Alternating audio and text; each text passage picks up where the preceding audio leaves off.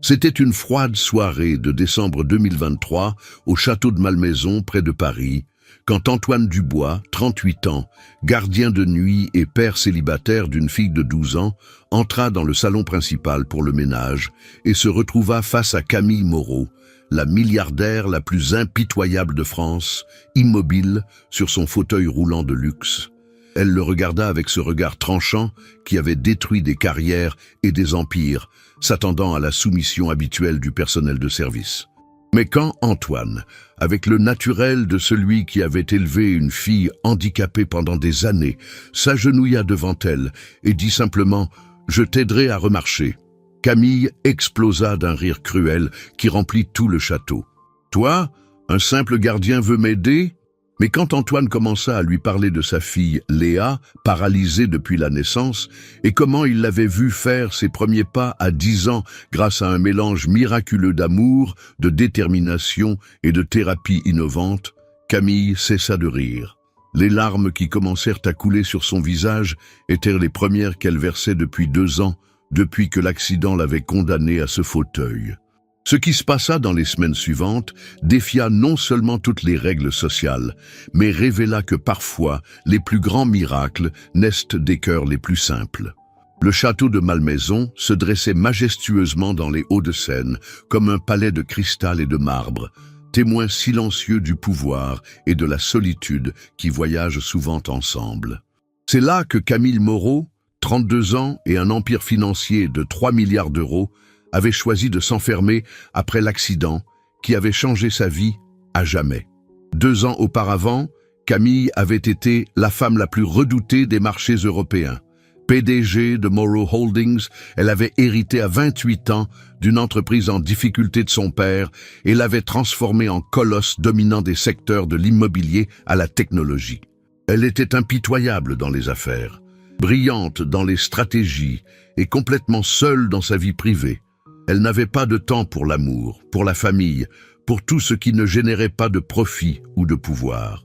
L'accident s'était produit lors d'une de ses courses folles habituelles en Ferrari sur l'autoroute A6, au retour d'une réunion qu'elle avait conclue par l'acquisition d'un concurrent. Un camion qui avait grillé le feu rouge, un impact à 130 km à l'heure, et la vie de Camille s'était brisée en même temps que sa colonne vertébrale.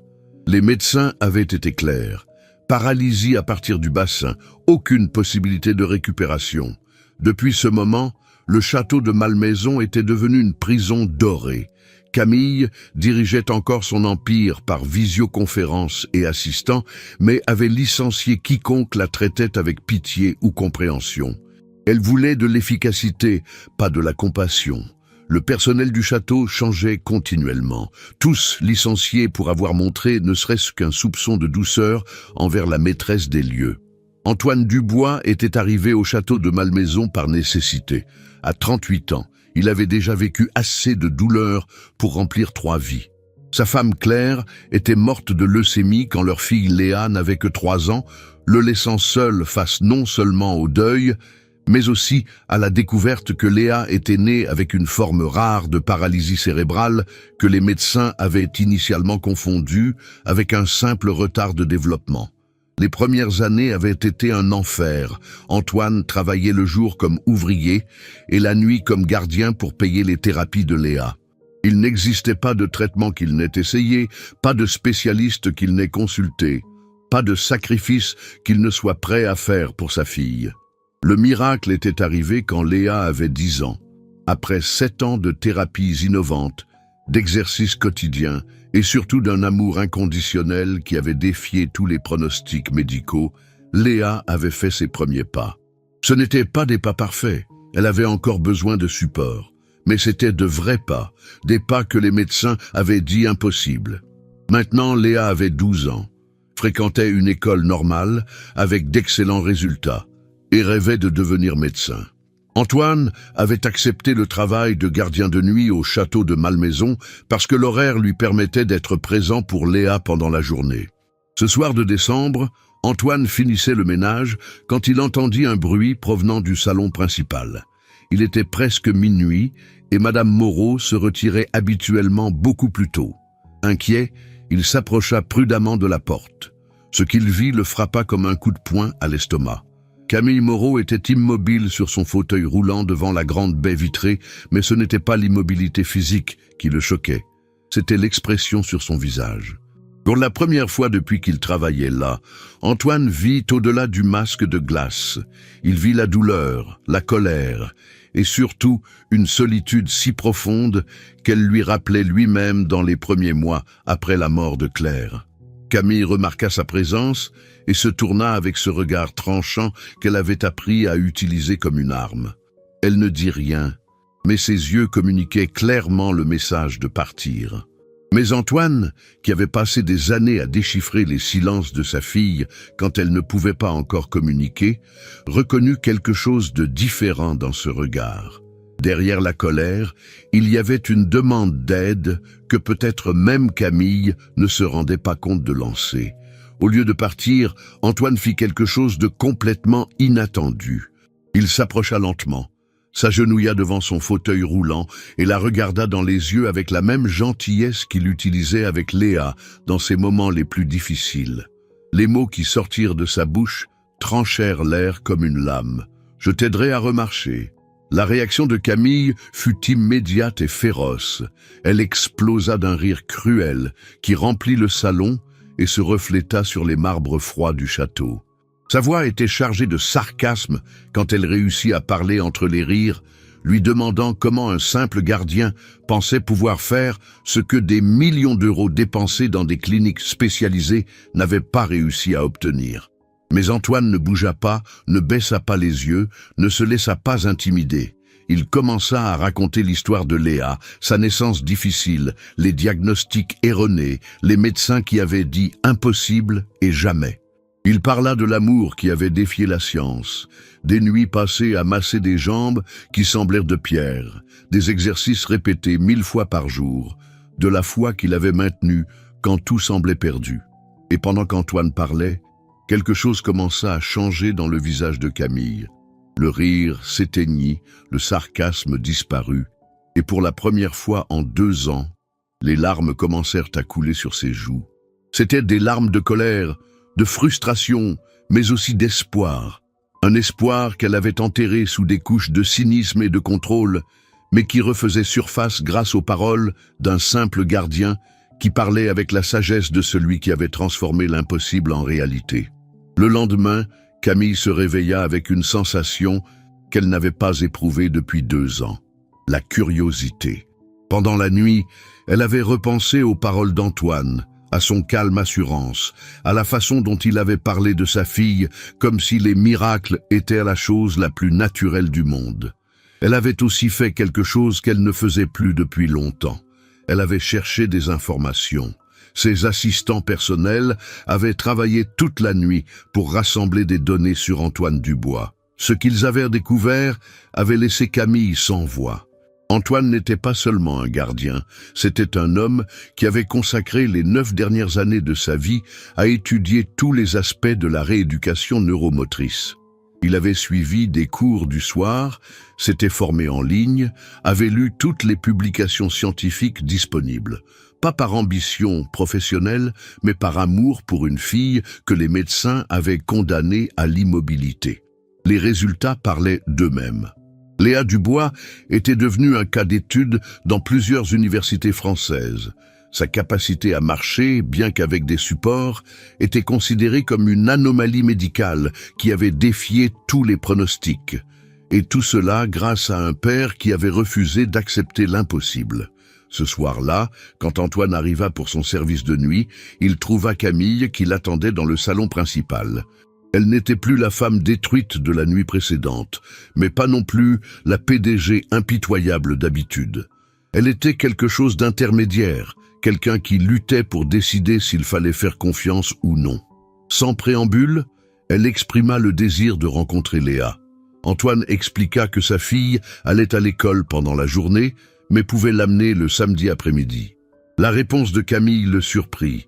Elle voulait voir Léa dans son environnement. Elle voulait comprendre comment il avait fait ce qu'il avait fait. Elle voulait sortir du château. C'était une demande impossible. Camille Moreau n'était pas sortie du château de Malmaison depuis 2 ans. Tous avaient essayé de la convaincre de quitter cette prison dorée, mais elle avait toujours refusé. Le monde extérieur lui rappelait tout ce qu'elle avait perdu. Quand Antoine exprima ses doutes sur sa préparation, Camille répondit avec un éclair de son ancien caractère, lui rappelant qu'elle avait construit un empire et pouvait certainement affronter une visite. Mais tous deux savaient que ce n'était pas vrai. Voir Léa marcher pouvait être aussi dévastateur qu'inspirant. Antoine prit une décision qui changerait tout. Il accepta, mais avec une condition: si elle venait chez lui, elle devait accepter de commencer un programme de rééducation. Pas comme patiente, pas comme PDG, mais comme une personne qui voulait reprendre sa vie en main.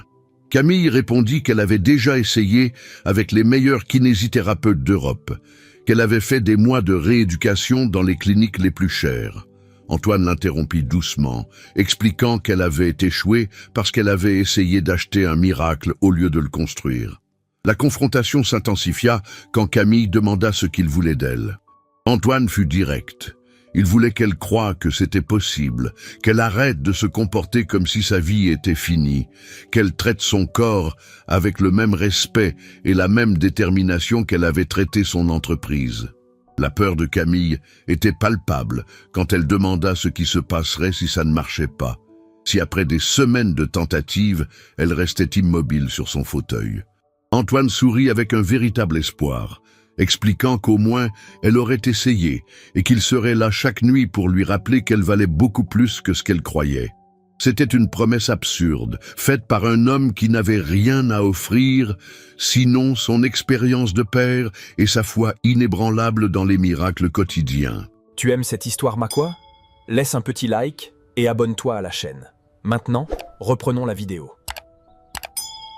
Mais à ce moment, dans l'élégance froide du château de Malmaison, Camille Moreau prit la décision la plus courageuse de sa vie. Elle accepta le défi, avertissant que si ça échouait, si elle ne faisait que perdre du temps et des espoirs, elle ne le lui pardonnerait jamais. La réponse d'Antoine fut simple et puissante. Ça n'échouerait pas, parce que ce ne serait pas lui qui le ferait, ce serait elle. Le samedi suivant, Camille sortit du château de Malmaison pour la première fois en 2 ans. Le voyage vers l'appartement modeste d'Antoine à Clichy fut plus difficile que prévu, pas physiquement, mais émotionnellement. Chaque personne qui marchait lui rappelait la liberté perdue. L'appartement était l'opposé du château, petit, chaleureux, plein de photos de Léa et de manuels de rééducation. Léa elle-même fut une révélation. Pas l'enfant fragile qu'attendait Camille, mais une fillette de 12 ans vive qui marchait avec des supports légers et souriait d'une lumière qui illuminait tout. Léa reconnut immédiatement les problèmes de Camille et lui montra ses exercices. Elle raconta comment au début, c'était difficile, comment ils avaient transformé chaque thérapie en jeu, chaque mouvement en aventure. Antoine lui avait enseigné que le corps apprenait juste une nouvelle langue. En regardant Léa bouger avec une grâce imparfaite mais déterminée, quelque chose se brisa en Camille. Cet enfant lui montrait un courage qu'elle avait oublié posséder. Quand elle demanda si elle pouvait essayer, Léa lui fit promettre de ne jamais abandonner. Ce qui suivit fut l'après-midi le plus significatif de la vie de Camille. Léa lui enseigna à réveiller des muscles morts. Antoine guidait avec compétence et douceur. Quand elle rentra au château, elle se sentait épuisée mais plus vivante que jamais. Elle exprima le désir de commencer le lendemain, chaque jour, peu importe si ça faisait mal. Antoine sourit doucement. On verra. Les jours suivants furent un enfer. Camille avait affronté des crises financières et des batailles juridiques dévastatrices, mais rien ne l'avait préparé à la guerre que son corps menait contre lui-même. Antoine transforma une pièce du château en salle de sport, avec des équipements simples mais efficaces, appris pendant ces années avec Léa. À 6 heures précises commençait la bataille du jour.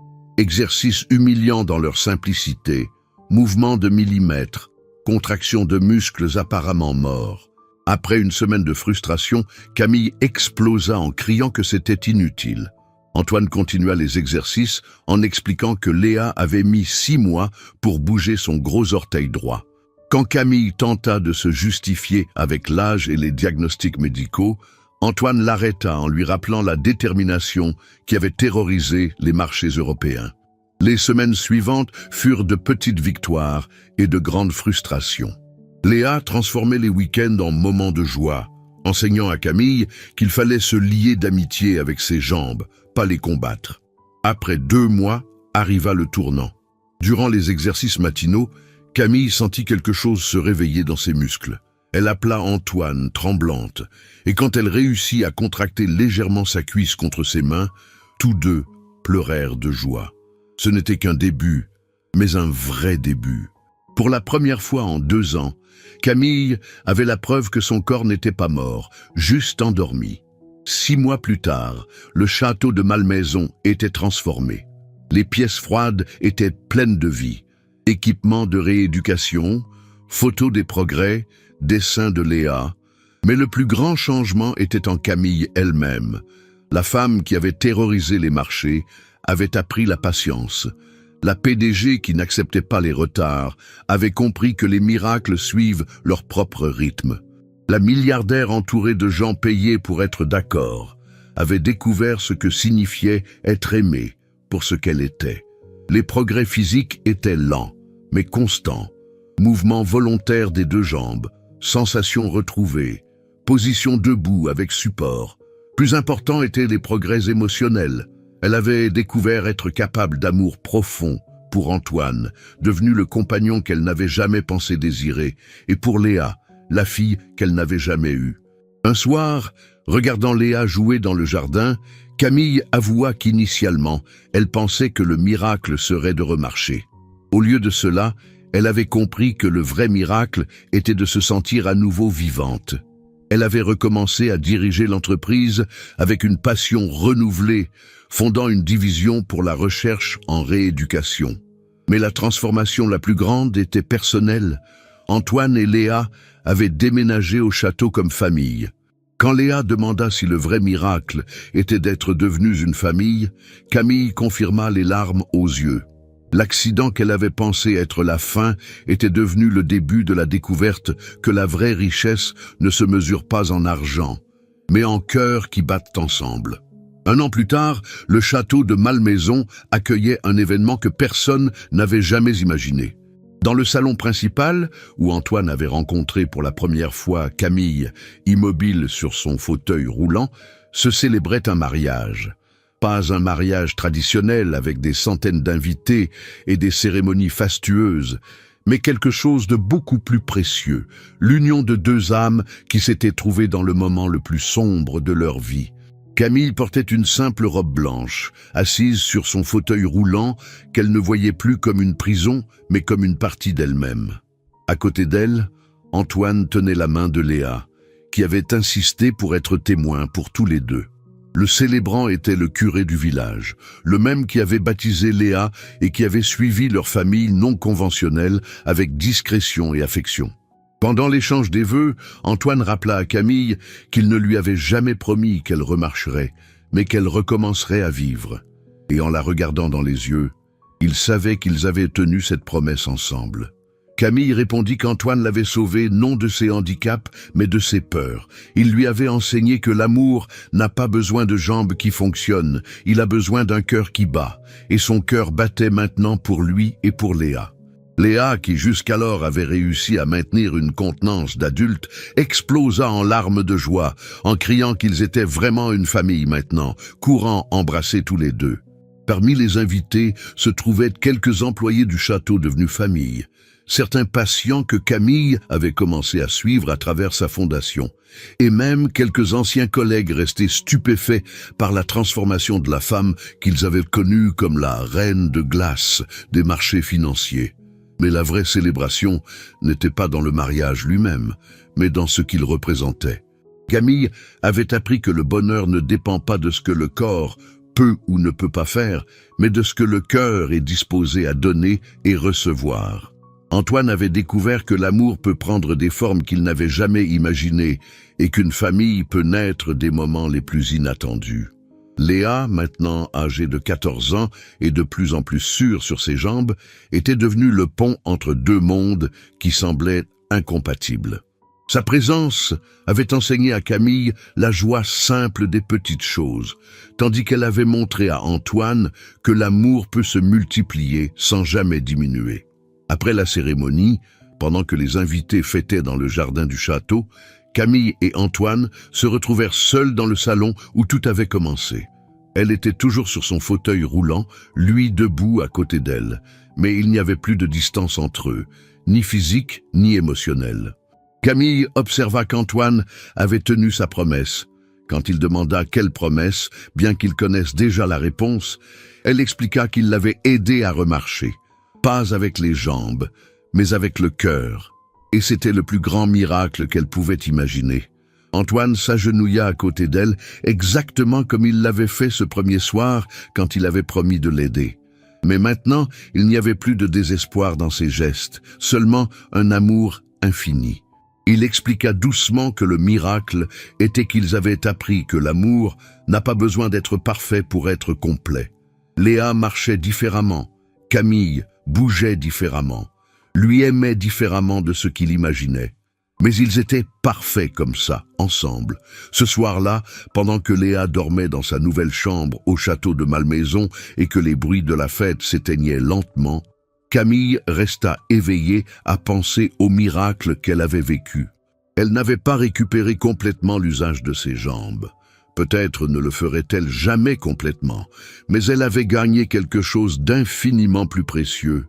Elle avait appris à aimer sans condition, à être aimée sans prétention, à trouver la joie dans les petites victoires quotidiennes.